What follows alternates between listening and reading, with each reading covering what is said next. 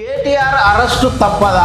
Formula ఈ car రేసులో బిగుస్తున్న ఉచ్చు, ఇద్దరు అధికారులపై చర్యలకు విజిలెన్స్ సిఫారసు. మొత్తం గత ప్రభుత్వం లోపల మున్సిపల్ శాఖ మంత్రిగా ఉన్నటువంటి కేటీఆర్ పనిచేసిండు. అయితే ఆయన హయాం లోపల 2023 హైదరాబాద్ లోపల ఫార్ములా ఈ కార్ రేస్ సంబంధించి ఒక ప్రోగ్రామ్ ముందటేసుకున్నాడు. ఈ ముందటేసుకున్న దానికి విదేశీ సంస్థలకు నిబంధనలకు విరుద్ధంగా 54 కోట్ల రూపాయలను ఈయన ట్రాన్స్ఫర్ చేసిండు. అయితే ఈ కార్ రేస్ లోపల ఇప్పటికే IAS officer Arvind Kumar, BLN Reddy, HMBA మాజీ చీఫ్ ఇంజనీర్ బిఎల్ఎన్ రెడ్డి కీలకంగా వివరించారు. అయితే వీళ్ళను ఏసీబీ విచారించింది.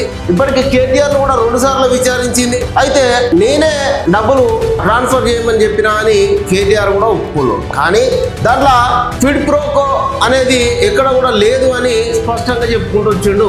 ఇది ఒక లొట్టపీస్ కేసు అనుకుంటా కూడా చెప్పుకుంటూ వచ్చిండు. ఈ లొట్టపీస్ కేసు లోపల కేటీఆర్ అరెస్ట్ కాబోతున్నాడు అనేది అర్థమైతా ఉన్నది. ఇది ఫైల్ గవర్నర్ వద్ద పెండింగ్ లో ఉన్నది.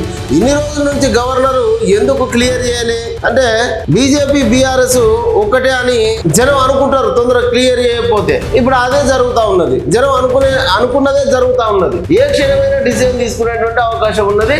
దీంట్లోపల ఫార్ములా ఈ కార్ రేసు చివరి అంశానికి చేరుకున్నది. ఈ కేసు నుంచి కేటీఆర్ తప్పించుకునేటువంటి పరిస్థితి లేదు అనేది స్పష్టంగా అర్థమవుతా ఉన్నది.